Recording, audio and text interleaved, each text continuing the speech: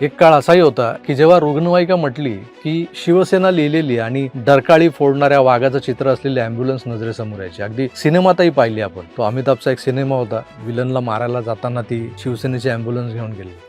आज काय झालंय तर आज आपण रस्त्यानं फिरत असताना आपल्याला वेगवेगळ्या संस्थांच्या त्या सेवाभावी रुग्णवाहिका वगैरे दिसतात. त्यातही आता सरकारी सेवा म्हणून चालवली जाणारी 108 नंबरची ॲम्ब्युलन्स प्रामुख्याने दिसते. कोरोना काळात या 108 ॲम्ब्युलन्स म्हणजे जीवरक्षक बनल्या होत्या आणि जे लोक या 108 नंबरच्या रुग्णवाहिका चालवायचे त्यांना आपण कोरोना योद्धा वगैरे म्हटलं. आज त्याच कोरोना योद्ध्यापैकी एक योद्धा स्वतःच्या आयुष्यासाठी लढतोय, पण ना शासन त्याच्या पाठीशी उभं आहे ना या 108 ॲम्ब्युलन्स सेवेचं कोट्यावधींचं सरकारी टेंडर मिळवणारी जी कंपनी आहे ना ती कंपनी.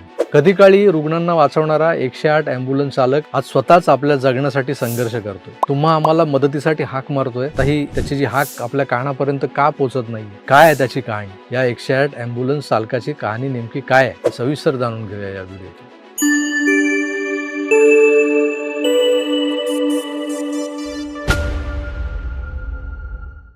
नमस्कार मित्र, ही गोष्ट आहे कोल्हापूरच्या CPR हॉस्पिटलमधल्या 108 ॲम्ब्युलन्स चालक असणाऱ्या महेंद्र कुडाळकर यांची. गेली 12 वर्ष ना दिवस बघितला ना रात्र बघितली, ऊन वारा पाऊस यांच्याशी झगडत, तर कोरोना असो व कुठे घडलेला अपघात असो, आपली रुग्णवाहिका तातडीनं तिथवर नेत स्वतः त्या प्रसंगी उतरून कंबर कसून रुग्णांची सेवा करणारा हा माणूस महेंद्र कुडाळकर. कोरोना काळात भल्या भल्यांची हातभर फाटली होती. कुणाला हात लावायचं म्हटलं भीती वाटायची. ज्यांना समाजसेवेचा दिखावा करायचा होता ना, ते PPE किट घालून 2 हात लांबूनच रुग्णांना हाय हॅलो करायला जायचे, फोटो काढायचे. पण हा बाबा जीवाची पर्वा न करता हजारो कोविड पेशंटना हॉस्पिटलपर्यंत पोहोचवत होता. हेच लोक तेव्हा खरे कोरोना योद्धे होते आणि तेव्हा सगळ्यांनी त्यांना म्हटलं देखील की बघा बघा कोरोना योद्धा आला. कुडाळकर हे सुद्धा याच कोरोना योद्ध्यांपैकी एक.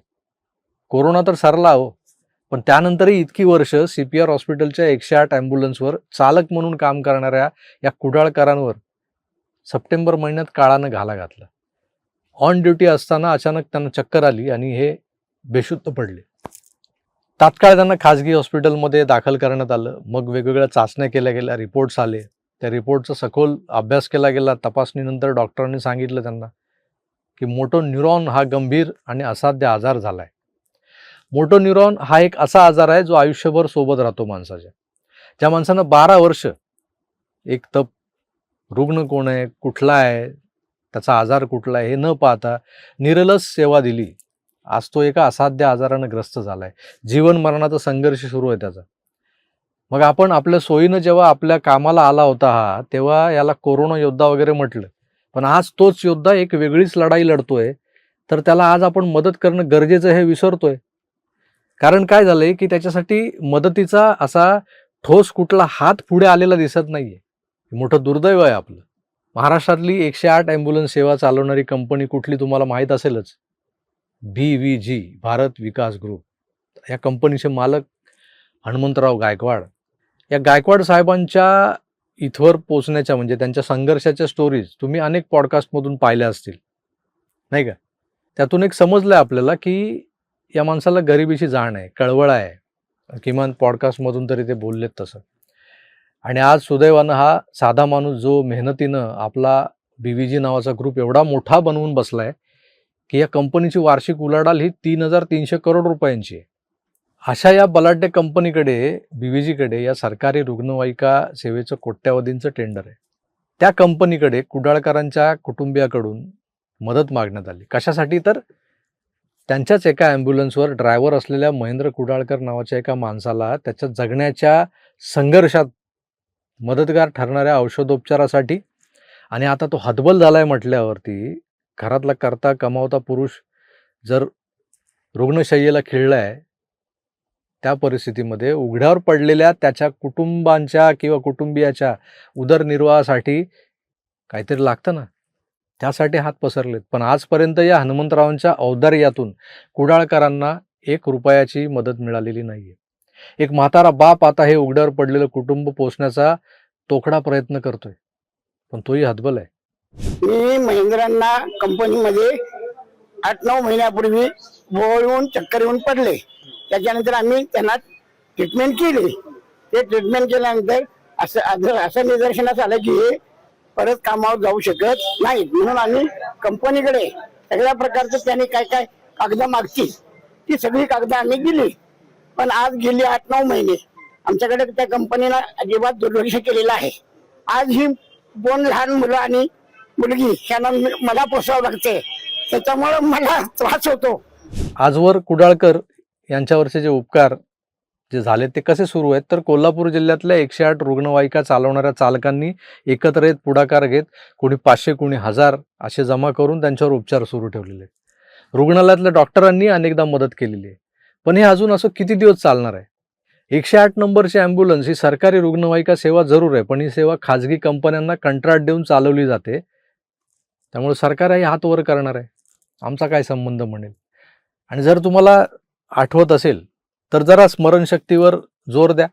एकनाथ शिंदे साहेब मुख्यमंत्री असताना आणि तानाजी सावंत हे आरोग्यमंत्री असताना या 108 रुग्णवाहिकेच्या कंत्राटाचा एक घोळ झाला होता, घोटाळा झाला होता किंवा देवाणघेवाणीत काहीतरी झोल झाला होता. अशा बातम्या माध्यमातून आपण ऐकलेल्या होत्या. तेव्हा ही कंपनी, अजून एक त्याच्यासोबत एक कंपनी होती, सरकारचे प्रतिनिधी हे माध्यमांना मुलाखती देऊन हा झोल लपवण्याचा आटोकाट प्रयत्न करतानाही आपण पाहिलेत. पण याच सेवेतल्या एका चालकावर ऑन ड्युटी जर का एखादी आपदा कोसळली, एखादं संकट कोसळलं, तर त्याच्या उपचारांची, त्याच्या कुटुंबियाच्या उदरनिर्वाहाची कुठलीच सोय या कंपनीनं मेडिक्लेम किंवा विम्याच्या स्वरूपात केलेली नाही आहे. किंवा सरकारनं हे कंत्राट देताना कर्मचाऱ्यांच्या सुरक्षेबाबत, त्यांच्या आरोग्याबाबत कंपनीला कुठल्याच अटीशर्ती घातल्या नाही आहेत असं दिसतंय एकंदर. सरकार तर सरकार आहे, उसके क्या कहने. पण ही सेवा चालवणारी आणि त्यातून कोट्यावधींचा नफा कमवणारी एवढी मोठी कंपनी BVG, एवढ्या मोठ्या कंपनीनं स्वतःच्या कर्मचाऱ्याला प्राथमिक उपचारानंतर वाऱ्यावर सोडून दिले आणि आता तर स्पष्ट सांगितलंय की यापुढे कोणतीही मदत मिळणार नाही, त्यामुळे परत आमच्याकडे येऊ नका. या बेदरकार वृत्तीनं वागण्याचा संताप आल्यामुळं कोल्हापूर जिल्ह्यातल्या सर्व 108 ॲम्ब्युलन्स चालकांनी 21 तारखेपासून काम बंद आंदोलनाचा इशारा दिला होता. पण तरी सेवा बंद पडलेली नाही आहे बहुतेक. सामान्य कर्मचाऱ्यांचा हा संताप अगदी चुकीचा नव्हता, चुकीचा नाही आहे. कारण प्रश्न एका कर्मचाऱ्याचा, त्या कुडाळकरांचा नाही ना, प्रश्न आहे रुग्णसेवा करणाऱ्या त्या प्रत्येक कर्मचाऱ्याच्या सुरक्षिततेचा. त्यांच्या कामाला फक्त कोविड योद्धा म्हणून प्रमाणपत्र देऊन गौरवलं, एखादी ती कुठली तरी ट्रॉफी दिली प्लास्टिकची, म्हणजे एखाद्याचं आयुष्य सुरक्षित होत नाही हो. जर प्रामाणिकपणे सेवा करणाऱ्यांचं भविष्य असं असेल तर विचार करा, उद्या कोण जीव धोक्यात घालून रुग्णसेवा करायला रस्त्यावर उतरणार आहे. बोलायला हे लोक कोण, तर योद्धा, ईश्वराचे अंश आहे ते, आरोग्यदूत, फलाना ढिमका. पण या सो कॉल्ड ईश्वराच्या अंशांना मिळतंय काय? ना ठोस इन्शुरन्स, ना कायमस्वरूपी सुरक्षा, ना आजारपणात आधार. मग या कर्मचाऱ्यांनी जगायचं कसं? मित्रो, आज गरज आहे तुम्ही आम्ही सामान्य जनतेनं या 108 ॲम्ब्युलन्स कर्मचाऱ्यांच्या पाठीशी उभं राहण्याची.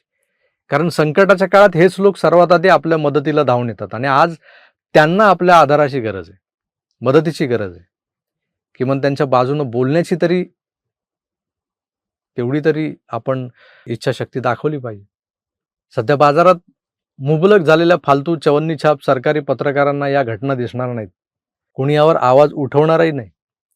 BVG ग्रुप ही मोठी कंपनी आहे, तिच्या वाटेला कोणी जाणारही नाही.